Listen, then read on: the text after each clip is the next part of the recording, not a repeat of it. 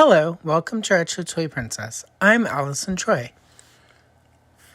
Today, I'm going to be trying one of the color pencil sets from the stack of pencils I've acquired over the last few years, and am finally getting around to trying now that I've unpacked and I'm getting set up at our new house.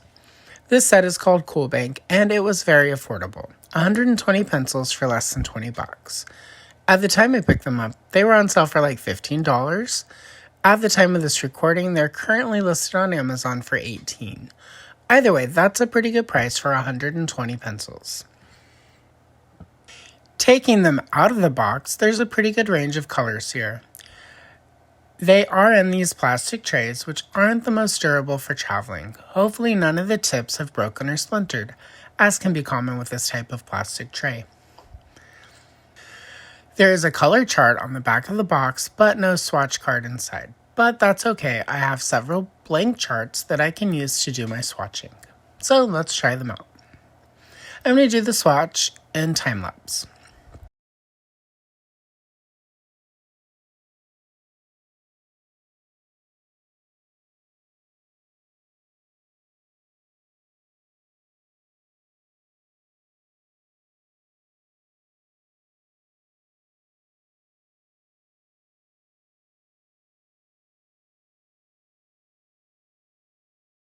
During swatching, I did catch that there were a few, as I feared, with broken or splintered tips, if my camera will focus.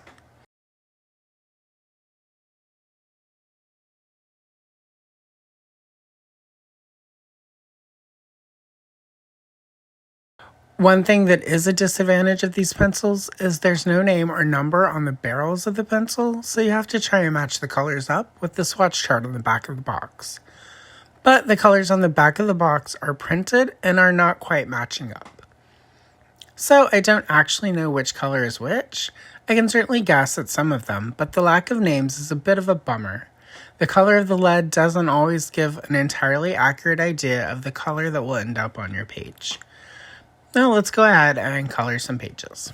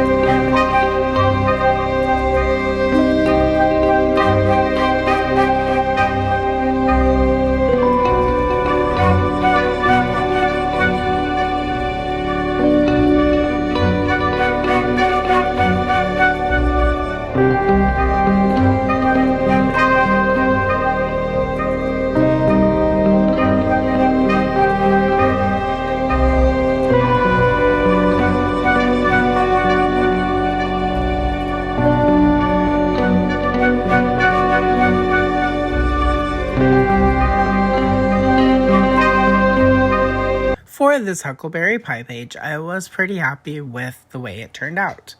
Other than there not being a cream color for me to use for the white, which I do find odd. I run into this a lot with the sets, but usually it's when I'm doing a 72 pencil set. I do find it extra strange that there was not a cream color pencil in a 120 pencil set. But other than that, I was really happy with how this one came out. I felt like the color saturation was good, and it worked really well with this paper.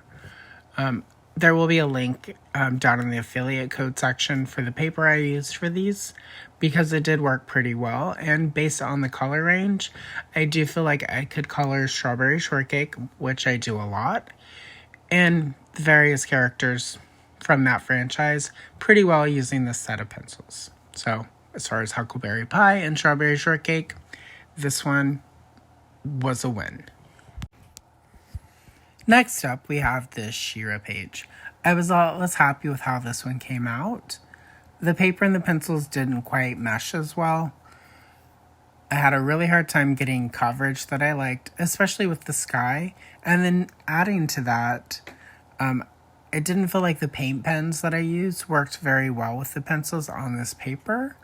I didn't really use any of the paint pens on the Huckleberry Pie page, so I don't know if it's the pencils that don't play well with the acrylics, or if it's the acrylic paint pen plus the paper, so we'll figure that out. As far as color range, I do feel like there were enough colors to do the She-Ra palette that I like to use, so in that respect, I would use these pencils again with a different She-Ra page. Just not on this paper.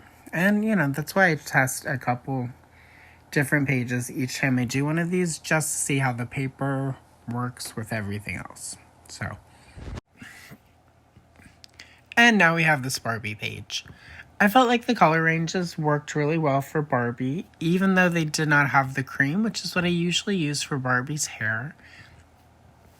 I was able to find a light enough yellow that I was able to get the golden blonde that I usually use for Barbie at this point in time.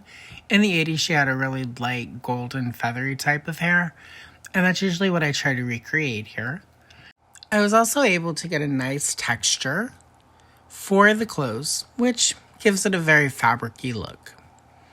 Overall, the pencils worked pretty well with this page. And finally, we have the penguin.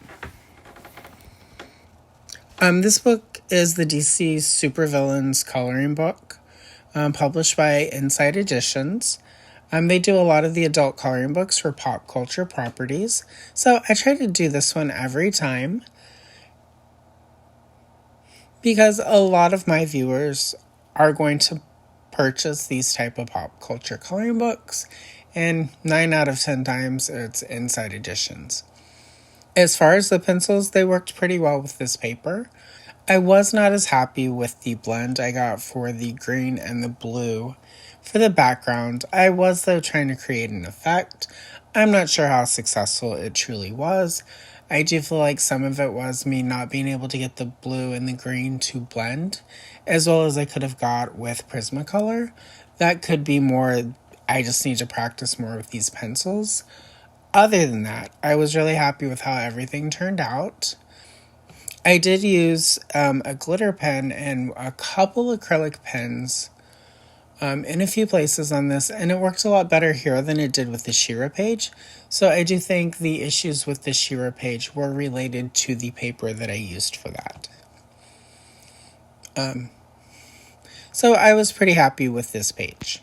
So for the overview, while the lack of cream is, as always, a really frustrating situation for me, this is actually a really good set. Less than $20, 120 colors, pretty good range of everything. There's a nice range of blue, green, purples, and pinks, which are often lacking in sets, are really well represented here. So I would recommend this set. It's, like I said, it's less than $20. As of today, time of recording, $18 on Amazon for 120 pencils. That's not bad at all. The only budget set of pencils that I've enjoyed more than these are the So colors that I used a few weeks back. I really liked those. These are pretty comparable to that though. So yeah, this is a pretty good set if you're looking for a budget set to use. And that's kind of all I have today. I thank you for watching. If you enjoyed the video, definitely hit the like. If you're not subscribed, you should, and set the bell notification. I test a set of colored pencils at least once a month. And I will continue to do that for a few more months because I still have 3 or 4 sets I have not tried yet. So until I run out of pencils, I'll keep filming them. And on that note, thanks for watching. I'm Allison Troy, Retro Toy Princess. I will see you in the next one.